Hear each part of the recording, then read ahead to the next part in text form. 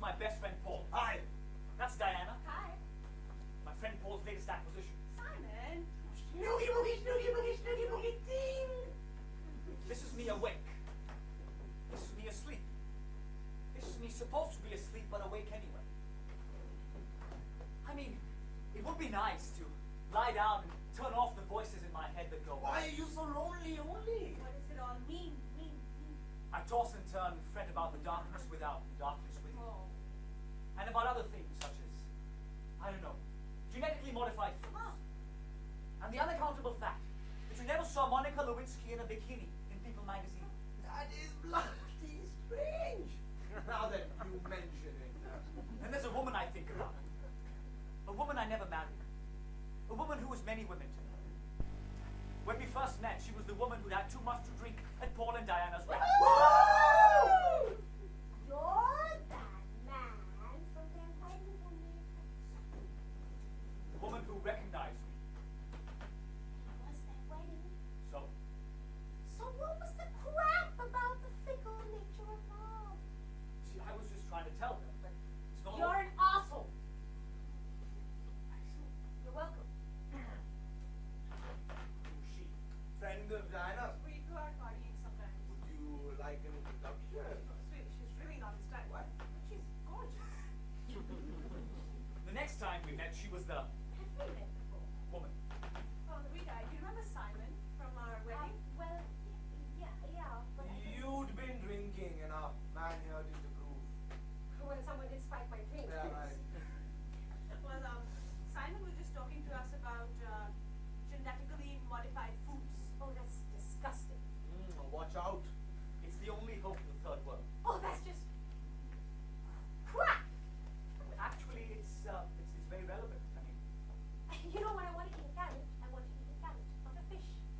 with all due respect. And hasn't anyone told you not to play with your food? No, but they have told me not to listen to uninformed opinions of alarmist idiots. What do you keep giggling for?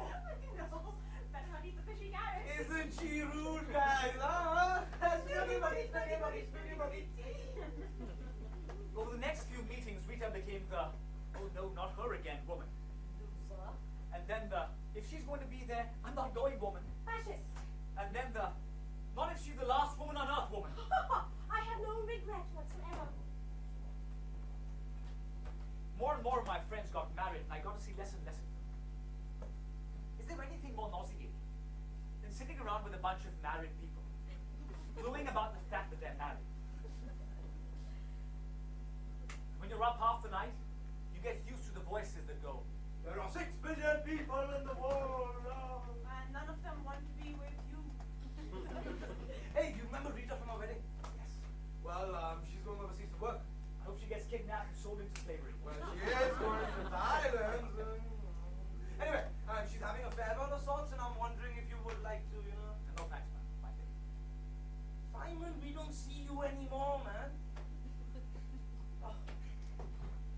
So while Paul and Diana said goodbye to the woman I didn't have to share the country with anymore, I stayed home with Harry Potter and a pizza. So she was gone. The woman I didn't have to think about anymore. Thank God. The woman I gratefully forgot about. Almost. I turned 30. Are you alright? Yes. Are you sure you're alright? Yes. I see you say that, but don't you ever get lonely? Nope. All things are lonely. Diana, what? He seems to work all the time. I'm very busy. He is very busy. I guess he is. Very busy. Snoogie boogie, snoogie boogie, snoogie boogie. I want some money in the lottery. Take some time off, please. I don't need time off. You do, you really do, you really. I went overseas. In a nightclub in New York, I danced for 5 minutes with a city famous singer who appears regularly in People magazine. And in Cairo, I lost the expensive camera with the photos proving that I danced with the famous singer. And in Little Chemist in London, I turned around and Hi. the not Thailand after all woman. It is a small world. She's really quite gorgeous woman. Yeah, I was going to grab a coffee. I was wondering if you'd like to No, join. no. That's nice to see you too. Then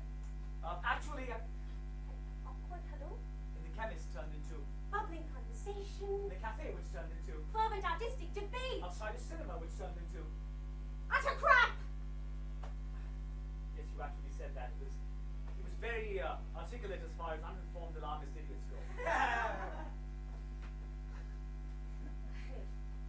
you're pretty funny for a movie master, aren't you?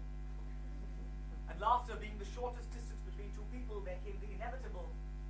Would you like to come back to my place? She made it all seem so easy. She laughed easily. Talked easily. Fell asleep easily.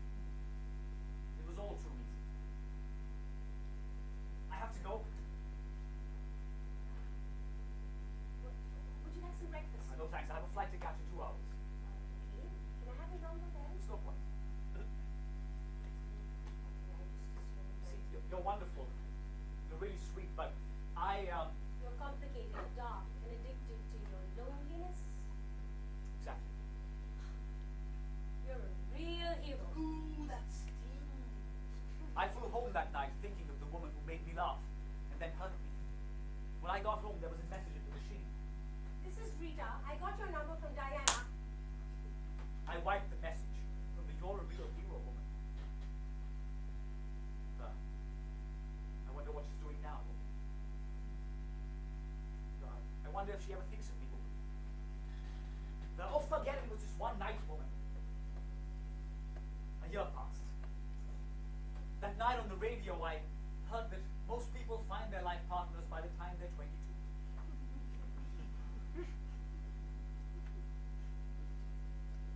Are you sure you're not depressed, Simon?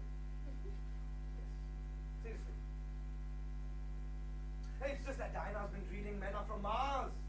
And she says this is exactly what men do. They go into the caves or something. Are you in your cave? Ooh, ooh, ooh. Ah!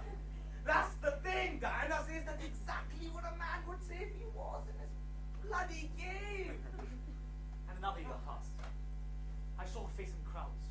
I saw her face when I went to sleep at night. Well, Simon, I bumped into Rita last Nah, night. you didn't tell me that. Well, I do have a life, you know. Right, right. Oh, she asked about you. Where did you see her? Well, here. Oh, she's gone now. Well, if I'd known, maybe I would have, you know. And another year passed. I got hold of a number. I tried calling her, but it was disconnected. I got her address. I sent her a letter. It was returned to me unopened. Hey, you remember Rita? Yes, vaguely. Well, Diana was telling me that she's Married? married. Yes. Thanks, Diana. Wow, look at me. I just can't do anything right, can I? I saw more and more of my friends' marriages fall apart. And then there were those voices in my head. There are 6 billion people. One you could have been with if you weren't such a stupid, complicated. I saw Diana the other day. How was that? Well, you know, she got me control freak. I called her a whore. She was with Rita, man. Oh, he gave me her number. I can't. She won't have a piece of me. No, I have to speak to her. Come on.